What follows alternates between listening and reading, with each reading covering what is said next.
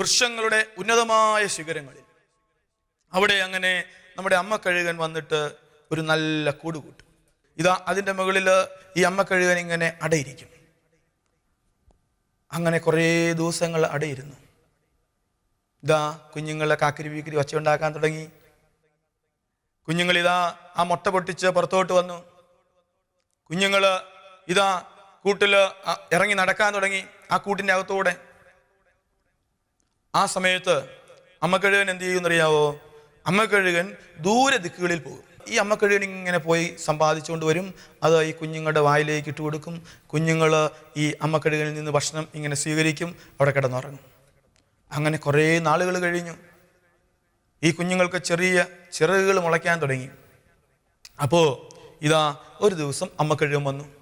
അമ്മക്കഴുകൻ വന്നിട്ട് ഈ കൂട്, മിനുമിനുത്ത കൂട്, അത് പരുപരുത്ത കൂടാക്കും, കീറിപ്പറിക്കാൻ തുടങ്ങും. അപ്പോൾ ഈ പരുപരുത്ത കൂടാകുമ്പോൾ ഈ കുഞ്ഞുങ്ങളുടെ ദേഹം മുഴുവൻ അങ്ങോട്ട് വേദനിക്കാൻ തുടങ്ങും. അവർ കിടന്ന് അങ്ങോട്ട് കരയാൻ തുടങ്ങും. കുഞ്ഞുങ്ങൾ, ഈ അമ്മക്കഴുകൻ ഇതൊന്നും ശ്രദ്ധിക്കുന്നില്ല. എന്നിട്ട് അമ്മക്കഴുകൻ എന്ത് ചെയ്യുന്നറിയാവോ? ഓരോ കമ്പും ഇങ്ങനെ വലിച്ചു പറിക്കാൻ തുടങ്ങും. അപ്പോഴാണ് വലിയ ഒരു കാര്യം കാണുക. ഇത്രയും നാള് ഈ കുഞ്ഞുങ്ങൾ ഈ മുകളിൽ ആകാശം മാത്രമേ കണ്ടിട്ടുള്ളൂ. ഇതാ ഈ കമ്പുകൾ വലിച്ചു പറിച്ച് മാറ്റിയപ്പോൾ ഈ കമ്പുകളുടെ ഇടയിലൂടെ ഓട്ട, ചെറിയ ചെറിയ ഓട്ടകളുണ്ടായി. ആ ഓട്ടയിലൂടെ ഈ കുഞ്ഞുങ്ങളെ താഴോട്ട് നോക്കി. താഴോട്ട് നോക്കിയപ്പോൾ അവർ ഞെട്ടിപ്പോയി. ഞങ്ങൾ എന്നാ വലിയൊരു മുകളിലാണ് കയറിയിരിക്കുന്നേ. ഇതാ താഴെ വലിയ ജലാശയം, പാറക്കെട്ട്. ഈ ഓട്ടയിലൂടെ എങ്ങാനും താഴെ പോയാൽ തീർന്നു, നശിച്ചു, തകർന്നു.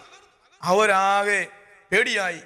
അവരിങ്ങനെ ആ ഓട്ടയിലോട്ട് നോക്കും, അമ്മക്കഴുകനിട്ട് നോക്കും, ഓട്ടയിലോട്ട് നോക്കും, അമ്മക്കഴുകനിട്ട് നോക്കും. അമ്മക്കഴുകനിട്ട് നോക്കുമ്പോൾ അവനൊരു സന്തോഷം, ഓട്ടയിലോട്ട് നോക്കുമ്പോൾ ആ സന്തോഷം പോയി. ഇതാ അമ്മക്കഴുകൻ ഇതൊന്നും ശ്രദ്ധിക്കുന്നില്ല. അമ്മക്കഴുകൻ വീണ്ടും അടുത്ത കമ്പ് വലിച്ചു പറിച്ചു. ഓട്ട വലുതായി. ഓട്ടയിലോട്ട് നോക്കിക്കൊണ്ടിരിക്കുമ്പോൾ ഈ ഓട്ട വലുതായിക്കൊണ്ടിരിക്കുക.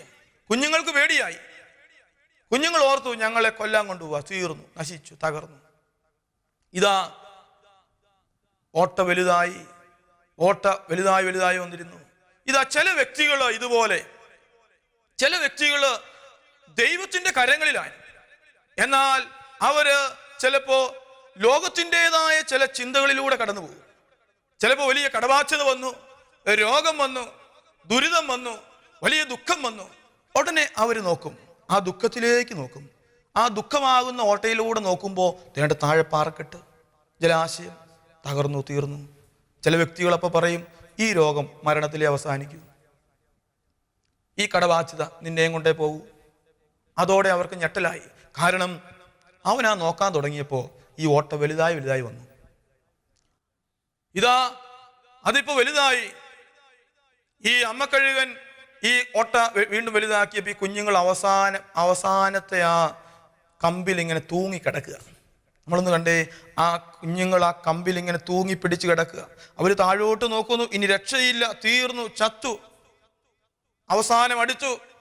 അവരാ ഒറ്റ കമ്പില് എല്ലാ കുഞ്ഞുങ്ങളും കൂടി ഇങ്ങനെ തൂങ്ങിക്കിടക്കുന്നു.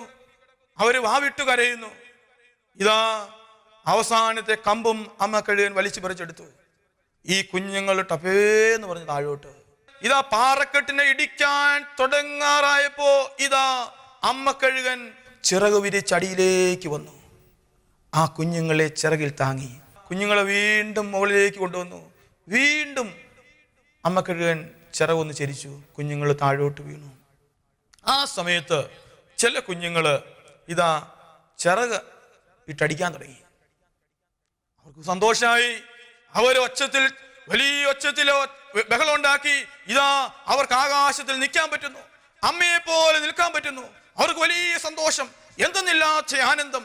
പ്രിയമുള്ളവരെ, ഇതുപോലെ ദൈവമായ കർത്താവ് എന്നെയും നിന്നെയും പറക്കാൻ പഠിപ്പിക്കുന്ന സ്നേഹമാണ് സഹനത്തിന്റെ സ്നേഹം.